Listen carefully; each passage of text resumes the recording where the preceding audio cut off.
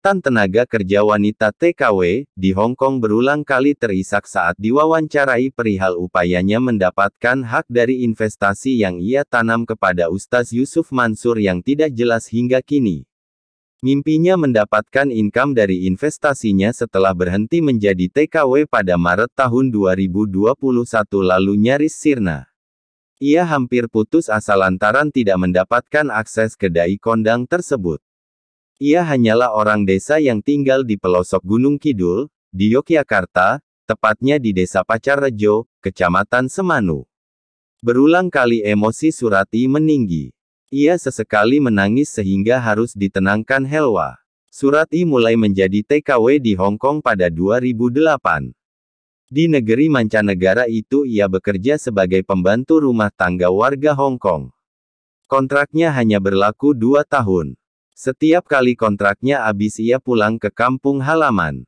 Jika ingin kembali menjadi TKW Surati mengajukan permohonan lagi untuk 2 tahun berikutnya.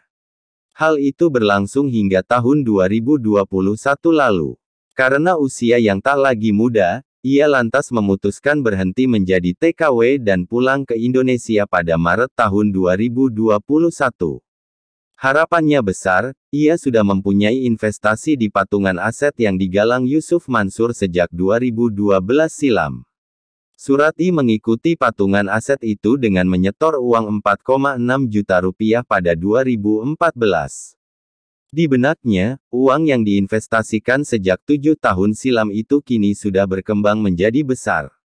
Terpukul. Namun ia terpukul. Alih-alih mendapatkan bagi hasil dan aset, sekadar menjalin komunikasi dengan Yusuf Mansur dan timnya pun ia tidak bisa. Pemikiran saya dan teman-teman yakin bila kita pulang dari Hong Kong, nanti ada income. Tidak jadi ribet dengan uang kami.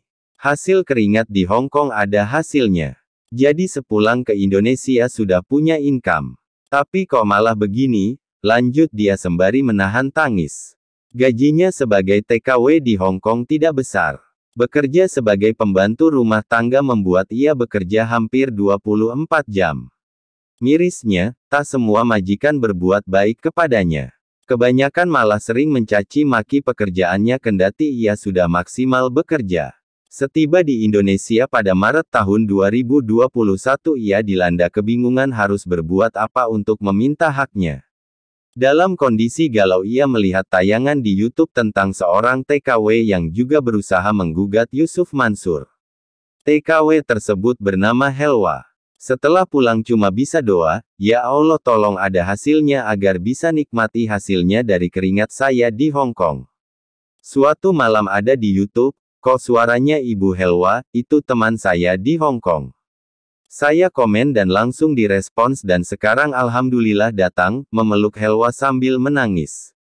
Pengin walaupun sedikit bisa merasakan hasil keringat saya di Hong Kong, usia saya sudah tua, untuk kerja lagi biasanya di bawah 35 tahun.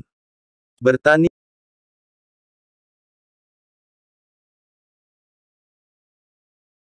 Dalam tawaran kerjasama itu, ujar dia, Ustadz Yusuf Mansur menjanjikan setiap investor akan mendapatkan bagi hasil dan punya aset.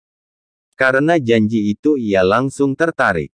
Tentang keterlibatan Siti Maimunah dalam menggaet investor, Surati mengatakan istri Yusuf Mansur itu membawa handphone dengan nomor Hong Kong yang khusus untuk keperluan investasi. Nomor ini nomor Hong Kong, HP-nya dipegang Siti Maimunah. Kalau ada yang berminat menghubungi Siti Maimunah. Beliau, Siti Maimunah bilangnya, siapa yang sekarang mau bergabung dalam tabung tanah bisa hubungi nomor ini. Petik 2. Surati mengaku beberapa bulan setelah itu menghubungi nomor yang diberikan Siti Maimunah. Oleh Siti Maimunah dirinya lantas diberi nomor rekening untuk transfer. Buat teman-teman di Hong Kong dan Taiwan, juga di Malaysia, mari siapapun kalau ada yang ikut investasi mari gimana caranya bisa menikmati hasil peluk kita. Karena di sana kita itu mbabu. Gak seperti dikira banyak orang punya uang jutaan. Kita kerja dari melek mata sampai tutup mata lagi, itu pun masih dicaci maki sama majikan. Ustaz Yusuf Mansur tolonglah biarkan kami merasakan keringat kami. Ayo teman-teman, mari, tutup Surati.